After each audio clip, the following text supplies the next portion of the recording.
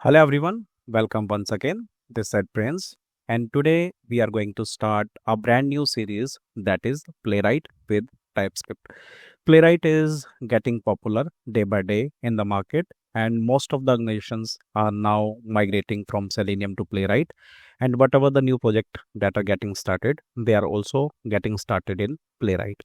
So this is what we will cover as part of this particular series. We will set up a Playwright with TypeScript based test automation framework.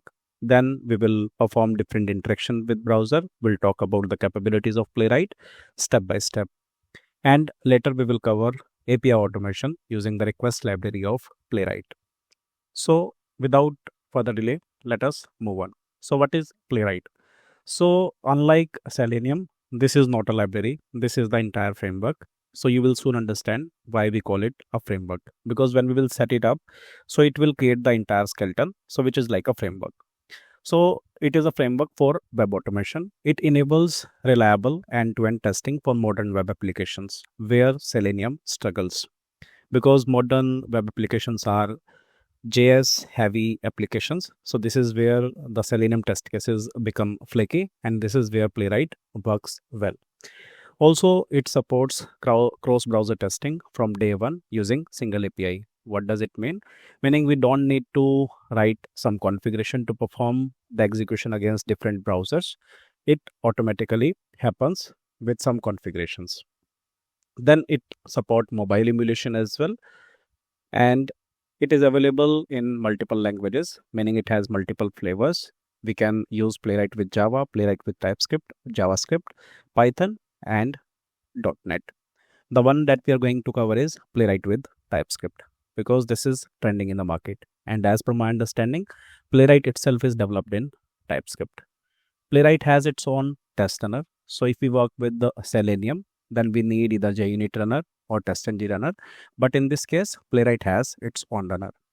Playwright works with browser using browser protocol. So in case of Selenium, it needs a browser exe and driver exe, and it communicate to this via the WebDriver protocol, which makes Selenium test cases little slow. So in this case, it directly talk to the browser using their own protocol. So in case of Chrome, it is using CDP, right? Talking about the Playwright history. So Playwright was first released on 31st of January 2020 by Microsoft. And Playwright was created by engineers who developed Puppeteer. So Puppeteer is another automation tool developed at Google by these same engineers who developed Playwright, right? So there were some limitations of Puppeteer. So there was limited cross-browser support. Only Chromium was supported using the CDP, and limited multiple browser context handling. And on the other hand, if we talk about the limitation of Selenium, so it is slower and it has flakiness for the modern JS heavy applications, and for parallel execution, it is very difficult to configure. So if I take an example of Java, so we need to use thread local to isolate the test cases.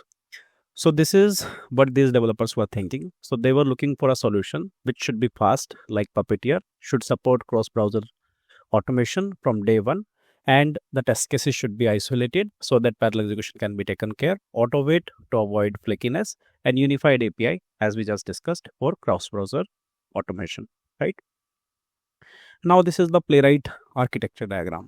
So as a user, we can configure Playwright in any machine.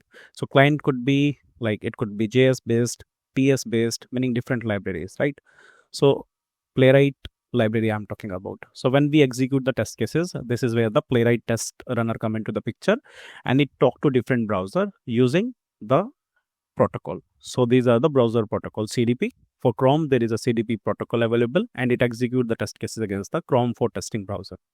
And for Firefox, it Playwright engineers had developed one custom protocol, so using which it is interacting with this particular Firefox. Similarly, for Safari, it is interacting using the custom protocol. Now, talking about the adoption. So I took this particular diagram from the official website of Microsoft. So if you take a look at the adoption, so it is getting popular day by day, And by 2022, 95% people have adopted it, right? I'm not sure whether this data is correct, but this is what I got from the official documentation. But yeah, as per my experience, it is getting trending and it is getting popular. Now, why Playwright? So it is having unified API, as we just discussed. So from day one, it support execution against different browsers, and it support device emulation as well for mobile automation, right? So it is just a mobile emulation, not the real devices, and it supports headless and headed execution as like we have in Selenium. Resilient testing, so it has auto wait mechanism and auto retry mechanism, so it avoids the flakiness. So auto wait, for example, we are trying to locate an element, it will wait automatically, and suppose it is unable to locate one element, it will retry again instead of directly throwing the error.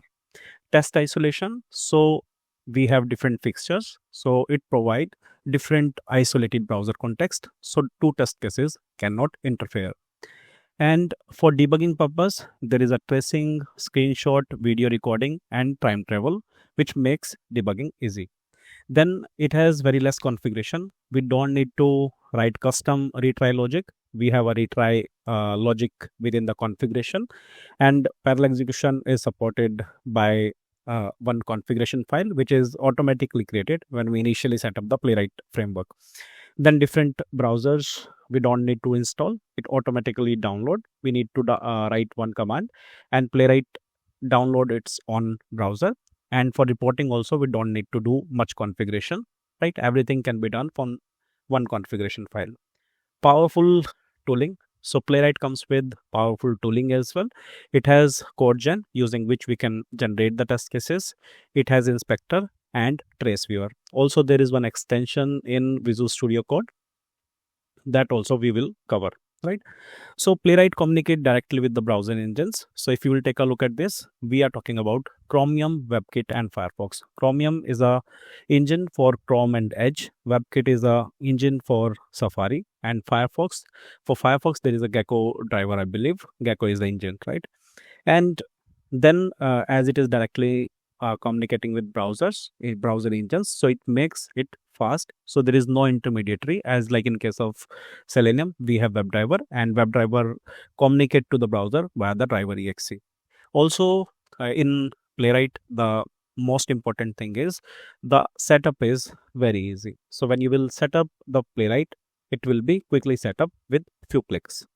Now talking about the Playwright system requirement. So in the next video, we are going to create our Playwright framework. But before that, let us talk about the system requirement. So if you are on Windows, so it should be greater than equal to 14. If you are using Windows Server 2019, then it should be 2019 plus, right? Windows Subsystem for Linux, that is WSL. If you are on Mac OS, the version of OS should be greater than equal to 14, which is Ventura. Then Debian for Linux 12.13, Ubuntu 22.04, right? And we should have node.js installed, and the latest versions should be there. It should be either 20 point something, 22 or 24, right? And on top of it, we should have Visual Studio Code available as an editor. So this is what I wanted to cover, guys, as part of introduction of this particular video. In the next video, we will set up our Playwright framework with TypeScript. So thank you for watching. I would request you to please like, share, and subscribe. Thank you once again.